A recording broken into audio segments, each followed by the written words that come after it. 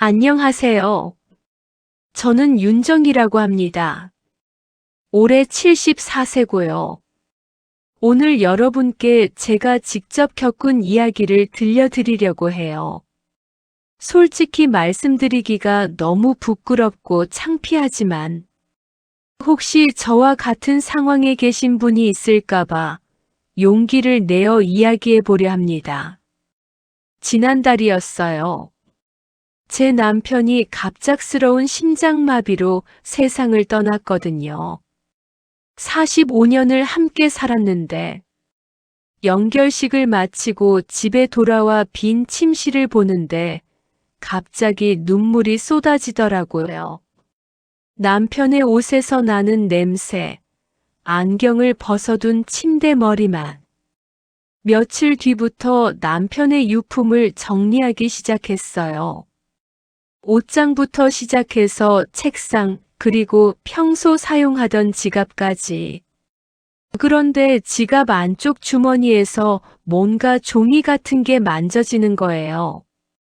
꺼내보니 호텔 영수증이었어요. 롯데호텔 잠실점이라고 적혀 있고, 날짜는 3개월 전 10월 15일이더라고요. 처음엔 별거 아니라고 생각했어요.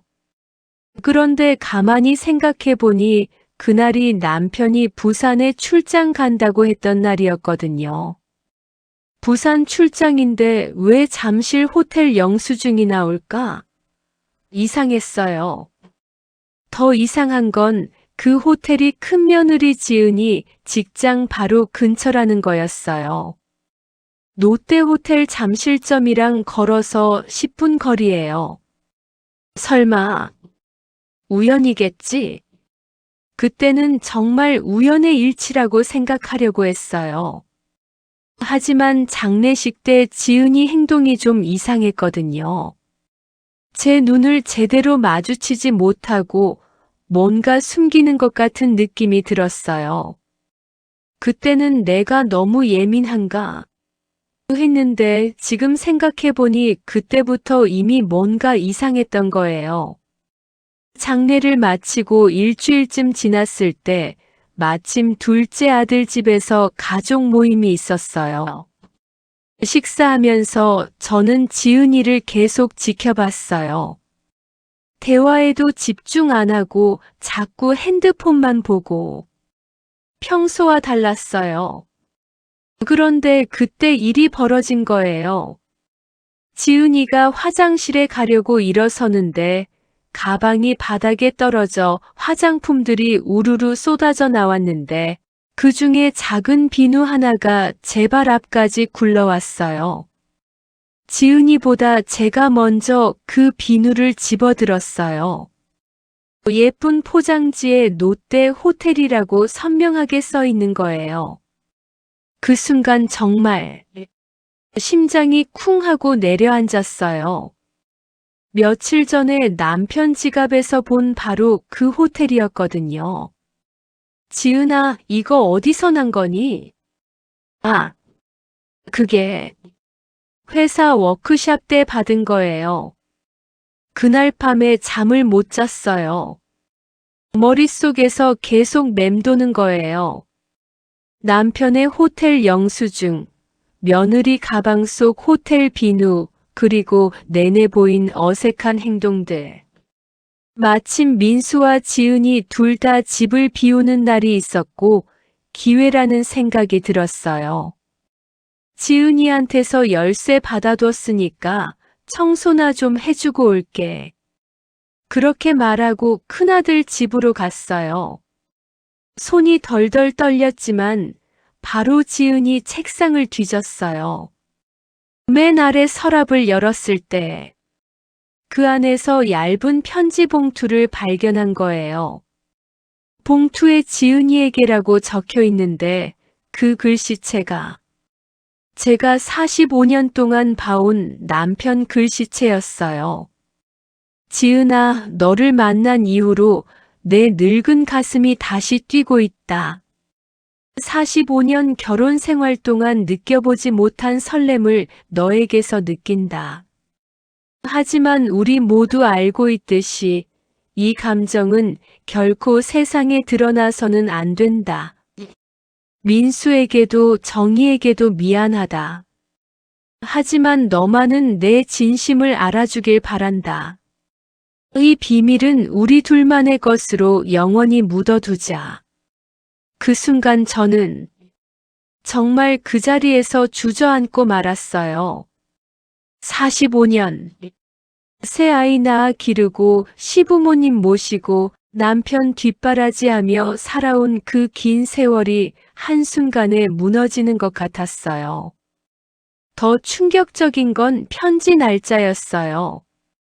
그 6개월 동안 저는 지은이한테 생일 선물도 사주고 아플 때 병원까지 데려다주고 그 모든 순간에 지은이는 제 남편과 생각만 해도 속이 뒤틀렸어요. 그 이후 며칠 동안 저는 정말 폐인이 되었어요. 며칠 사이에 10년은 늙은 것 같았어요. 하지만 시간이 지나면서 슬픔이 분노로 바뀌기 시작했어요. 이대로 묻어둘 순 없다는 생각이 들었거든요. 민수야, 엄마가 할 말이 있다. 민수를 불러서 앉혔어요. 그리고 호텔 영수증과 편지를 앞에 내려놓았어요. 왜 그러세요, 엄마? 얼굴이 많이 안 좋아 보이는데. 이것부터 읽어봐. 민수 얼굴이 점점 굳어지더라고요. 손이 떨리기 시작하더니 급기야 편지를 바닥에 던져버렸어요. 이게 무슨 소리예요, 엄마? 아버지가 지은이와? 그래. 내 아버지와 내 아내가 너를 배신한 거야. 민수는 한참 동안 말을 못하고 있더라고요. 그러다가 갑자기 벌떡 일어나서 지은이한테 전화를 걸었어요. 당장 집에 와. 지금 당장. 30분 후에 지은이가 왔어요. 거실에서 저랑 민수가 심각한 표정으로 앉아 있으니까 뭔가 이상하다는 걸 눈치챈 것 같았어요. 민수가 편지를 지은이 앞에 던졌어요. 이게 뭐야? 지은이가 편지를 보는 순간 얼굴이 하얘지는 게 보였어요. 손이 덜덜 떨리기 시작하고 아직도 거짓말할 거야? 제가 참을 수 없어서 소리쳤어요.